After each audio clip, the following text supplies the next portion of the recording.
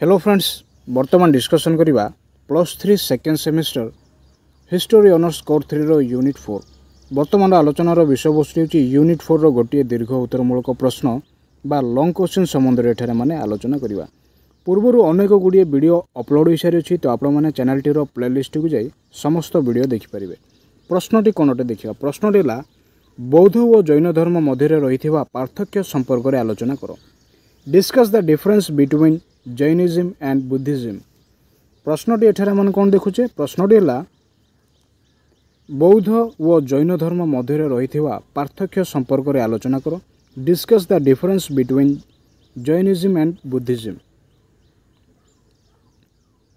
ख्रीष्टपूर्व 6ठ शताब्दी रे भारत में देखा देइथिबा संस्कारात्मक आंदोलन मध्य जैन धर्म और बौद्ध धर्म अन्यतम। तो ख्रीष्टपूर्व 6ठ शताब्दी रे भारत में देखा देइथिबा संस्कार मूलक आंदोलन मध्य जैन धर्म एवं बौद्ध धर्म सर्वप्रथम अग्रगण्य थिला बा जैन धर्म और बौद्ध धर्म अन्यतम थिला। तो वर्तमान देखिबा जैन धर्म एवं बौद्ध धर्म मध्य रहिथिबा पार्थक्य कौन। जैन धर्मर प्रथम विषयटी कौन देखिए। प्रथम विषयटी है जैन धर्म 24 तीर्थंकर द्वारा परिपृष्ट अटे। ठीक से भाई बौद्ध धर्म कौन अटे ना, बौद्ध धर्मर प्रवर्तक थिले गौतम बुद्ध।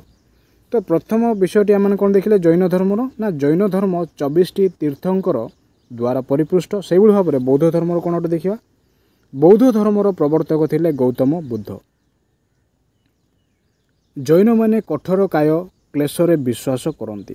तो जैन माने क्यों विषय रे विश्वास करती ना, जैन माने कठोर काय क्लेश रे विश्वास करती। बौद्ध माने जैन मानक परि कठोर काय क्लेश रे विश्वास नाही। तो एठी रे माने पार्थक्य देखिया को पाउछे। तो जैन माने कठोर काय क्लेश रे विश्वास करती, किंतु बौद्ध माने जैन मानक परि कठोर काय क्लेश रे विश्वास करती नाही। महावीरंकर तीनोटी नीति सम्यक विश्वास, सम्यक ज्ञान, सम्यक चरित्र बौद्ध धर्मर आर्य अष्टांग मार्ग उपरे गुरुत्व दियंती। तो एठारे महावीरंकर तीनोटी नीतिटी होची सम्यक विश्वास, सम्यक ज्ञान एवं सम्यक चरित्र।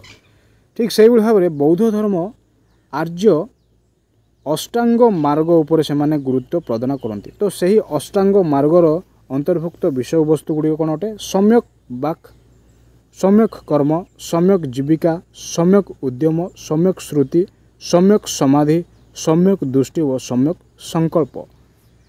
यह हूँ बौद्ध धर्मर गुरुत्वपूर्ण मार्ग गुड़िक बा नीति गुड़िक अटे।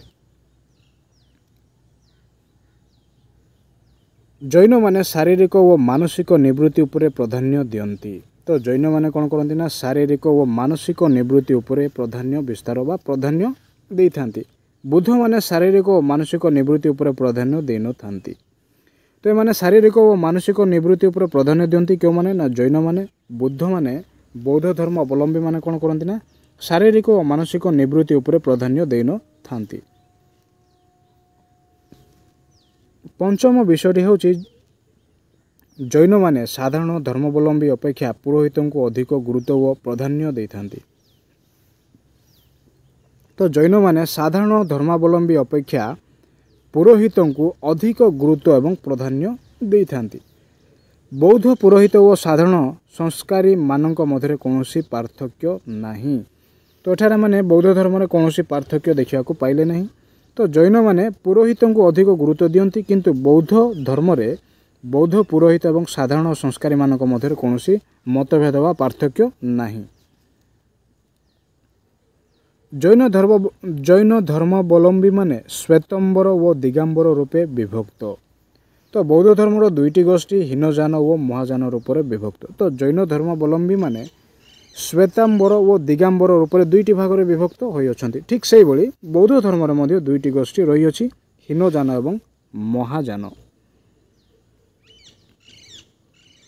जैन धर्मावलंबी माने कठोर अहिंसा नीति अनुसरण करिथांती। तो जैन धर्मावलंबी माने कौन करती ना, कठोर अहिंसा नीति को से माने अनुसरण करिथांती। बौद्ध धर्मावलंबी माने सरल नीति पालन करती। तो एठारे माने डिफरेंस बा पार्थक्य कौन देखा पाचे ना, जैन धर्मावलंबी माने कठोर अहिंसा नीति को से माने अनुसरण करती। बौद्ध धर्मावलंबी माने सरल नीतिटी को ଅନୁସରଣ କରନ୍ତି ବା ପାଳନ କରନ୍ତି। ଜୀବ ଓ ଅଜୀବ ସମସ୍ତଙ୍କର ଆତ୍ମା ଥିବା ଜୈନ ଧର୍ମରେ ଗ୍ରହଣ କରାଯାଉଛି। ତ ଜୈନ ଧର୍ମରେ ଜୀବ ଓ ଅଜୀବ ସମସ୍ତଙ୍କର ଆତ୍ମା ଥିବା ଜୈନ ଧର୍ମରେ ଗ୍ରହଣ କରାଯାଇଛି ବା ଜୈନ ପୁସ୍ତକ ଗୁଡ଼ିକରେ ଏଠାରେ ଆମେ ଏହି ସମସ୍ତ ବିଷୟ ଦେଖିବାକୁ ପାଉଛେ। ତ ବୌଦ୍ଧ ଧର୍ମାବଲମ୍ବୀମାନେ ଆତ୍ମାର ଚିରସ୍ଥାୟୀ ଅସ୍ତିତ୍ୱକୁ ଅସ୍ୱୀକାର କରନ୍ତି ନାହିଁ। ତ ଏଠାରେ ବୌଦ୍ଧ ଧର୍ମାବଲମ୍ବୀମାନେ ଆତ୍ମାର ଚିରସ୍ଥାୟୀ ଅସ୍ତିତ୍ୱକୁ ସ୍ୱୀକାର କରନ୍ତି ନାହିଁ।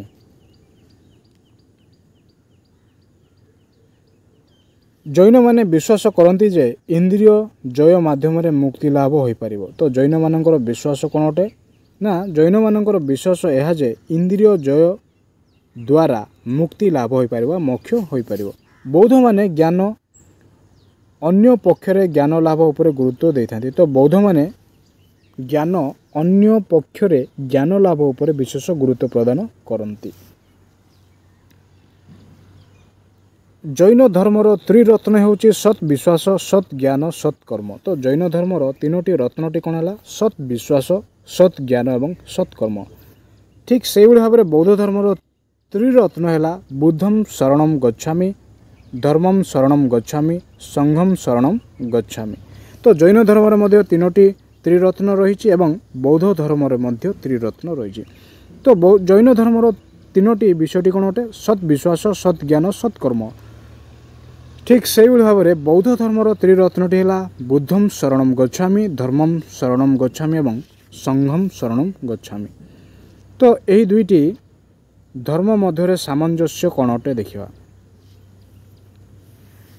ସାମଞ୍ଜସ୍ୟ ମହାବୀର ଓ ଗୌତମ ବୁଦ୍ଧ ଜନସାଧାରଣଙ୍କୁ ଜଟିଳ କୁସଂସ୍କାରପୂର୍ଣ୍ଣ ପୂଜା ପଦ୍ଧତିର ପ୍ରତିବଦଳରେ ଏକ ସରଳ ସତ୍ପଥ ପ୍ରଦର୍ଶନ କରିବା ପାଇଁ ଚେଷ୍ଟା କରିଥିଲେ। ତ ମହାବୀର ଜୈନ ଯେଉଁ ପଥ ଅବଲମ୍ବନ କରିଥିଲେ ଠିକ୍ ସେଇଭଳି ଗୌତମ ବୁଦ୍ଧ ମଧ୍ୟ ସେଇଭଳି ଭାବରେ ସରଳ ପଥଟିକୁ ଅବଲମ୍ବନ କରିଥିଲେ। ତ ସେଇ ପଥଟି କ'ଣ ଅଟେ? ମହାବୀର ଓ ଗୌତମ ବୁଦ୍ଧ ଜନସାଧାରଣଙ୍କୁ ଜଟିଳ ଓ କୁସଂସ୍କାରପୂର୍ଣ୍ଣ ପୂଜା ପଦ୍ଧତିର ପ୍ରତିବଦଳରେ ଏକ ସରଳ ସତ୍ପଥ ପ୍ରଦର୍ଶନ କରିବା ପାଇଁ ଚେଷ୍ଟା କରିଥିଲେ।